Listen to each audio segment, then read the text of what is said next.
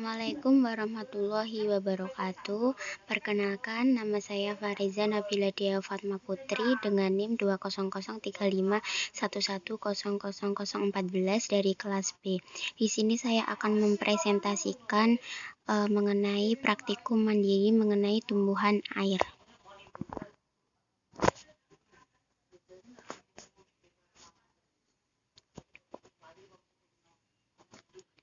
Pengertian dari tumbuhan air merupakan hidrofit adalah tumbuhan yang telah menyesuaikan diri untuk hidup pada lingkungan perairan, baik terbenam maupun atau seluruh tubuhnya. Sampel praktikum yang saya gunakan ada 3 jenis, yaitu yang pertama ada enceng gondok dengan nama latin Eichhornia crassipes. Yang kedua ada apu-apu, nama latinnya yaitu Pistia stratiotes. Yang ketiga ada bunga teratai Nymphaea.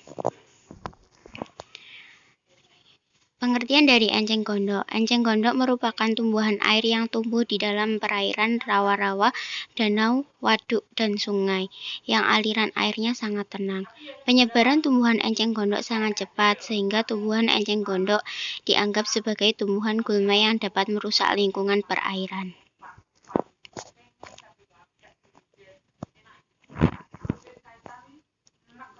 Habitat dari enceng gondok. Tumbuhan air enceng gondok mampu beradaptasi dengan perubahan kondisi perairan yang ekstrim. Enceng gondok biasanya hidup dan tumbuh dengan cepat sehingga sering dikatakan sebagai gulma perairan. Enceng gondok dapat hidup di perairan yang jernih dan tenang. Lokasi sampel dari enceng gondok berada pada Sungai Kalimbadok, area Sawah Malangsari, Kecamatan Tanjung Anem, Kabupaten Nganjuk, Jawa Timur.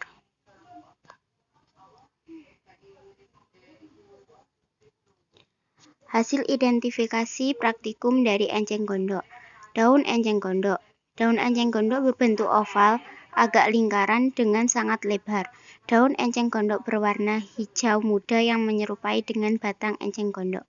Sampel enceng gondok yang saya temukan panjangnya sekitar 10 cm dan lebar daun enceng gondok adalah sekitar 9 cm serta enceng gondok memiliki permukaan daun yang agak kasar. Yang kedua, batang enceng gondok. Batang enceng gondok memanjang, memiliki bentuk silinder seperti tabung yang kira-kira berdiameter sekitar 1 sampai dengan 3 cm. Batang enceng gondok mengandung air yang dibalut oleh serat yang kuat dan lentur. Batang enceng gondok halus dan lembut. Batang enceng gondok berwarna hijau muda seperti daun enceng gondok. Batang dengan memiliki panjang sekitar 60 cm dan lebar batang enceng gondok sekitar 2,5 cm. Akar dari enceng gondok. Hasil identifikasi praktikum mandiri tumbuhan air yang saya lakukan pada sampel enceng gondok, hasilnya diperoleh jika akar enceng gondok berbentuk serabut yang tidak memiliki cabang, tudung air yang fungsinya digunakan untuk meningkatkan kaya akan serat makanan. Akar enceng gondok mampu menetralisis air yang tercemar. Sampel apu-apu. Pengertian dari apu-apu merupakan tumbuhan dari famili Araceaceae, yaitu talas-talasan dan satu-satunya anggota genus Pistia. Daunnya berwarna hijau dan hijau kebiruan dan berubah kekuningan saat sudah menua dengan ujung membulat dan pangkal agak meruncing. Ukuran daun biasanya panjang sekitar 2-10 cm dengan lebar pada umumnya 2-6 cm. Apu-apu biasanya berada di tempat budidaya kolam ikan karena tumbuhan air apu-apu perkembangannya sangat cepat dan terkadang jika berlebihan akan menyebabkan blooming apu-apu atau disebut dengan gulma apu-apu.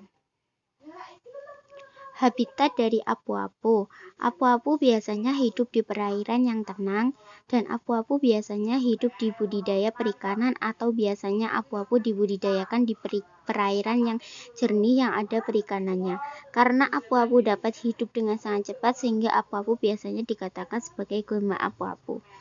Lokasi pengambilan sampel apu-apu yaitu kolam budidaya ikan Desa Cerme, Kecamatan Pacet, Kabupaten Nganjuk, Jawa Timur. Hasil identifikasi dari sampel apu-apu, yang pertama ada daun apu-apu. Daun apu-apu berwarna hijau muda dan berbentuk seperti bulat. Bentuk daun apu-apu seperti bentuk waru. Yang kedua, daun apu-apu jika sudah tua biasanya berwarna kuning dan membelah diri dari tubuh apu-apu. Yang ketiga, daun apu-apu memiliki panjang 2,5 cm dan lebar 1,5 cm. Batang apu-apu.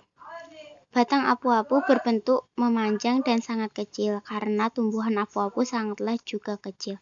Warna batang apu-apu yaitu hijau muda menyerupai daunnya. Maka dari itu batang apu-apu biasanya tidak terlalu terlihat karena ukurannya sangat kecil. Ukuran batang apu-apu yang saya amati berukuran sekitar 6 cm. Akar apu-apu.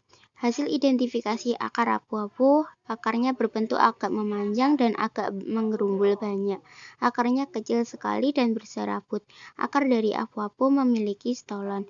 Ukuran akar yang saya identifikasi yaitu kurang lebih 10 cm panjangnya dengan lebarnya sekitar 2 cm. Hasil identifikasi tumbuhan air bunga teratai. Teratai hidup di permukaan air dan bunganya muncul dari tangkainya. Bunga teratai merupakan perpanjangan dari rimpang. Ukuran bunganya pada umumnya sekitar 5-10 cm. Bunganya berwarna beragam sesuai dengan jenis yang meliputi warna putih yang bersih. Habitat dari bunga teratai. Bunga teratai dapat hidup di permukaan air dan bunganya muncul dari tangkainya. Bunga teratai merupakan perpanjangan dari rimpang. Bunga teratai dapat hidup di perairan yang tenang, jernih, dan tidak kotor karena bunga teratai merupakan bunga yang dirawat oleh para masyarakat. Karena bunga teratai memiliki harga ekonomi yang sangat tinggi, bunga teratai biasanya hidup pada perairan yang memiliki kualitas yang bagus. Lokasi pengambilan sampel dari bunga teratai yaitu kantor DPRD Nganjuk, Kecamatan Nganjuk, Kabupaten Nganjuk, Jawa Timur. Hasil identifikasi tumbuhan air bunga teratai. Yang pertama, daun teratai. Daun bunga teratai berbentuk bulat agak seperti waru yang pinggirannya bergerigi. Daun bunga teratai berwarna hijau muda, tetapi jika masih berumur kecil maka warnanya menjadi hijau tua. Daun bunga teratai yang saya identifikasi memiliki lebar sekitar 15 cm dan lebarnya 20 cm.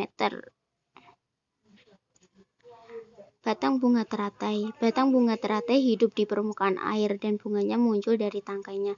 Hasil identifikasi bunga teratai yaitu memperoleh panjang sekitar 60 cm dan batang bunga teratai sangat panjang berwarna coklat keputihan. Batang bunga teratai yang saya identifikasi bercampur dengan lumpur.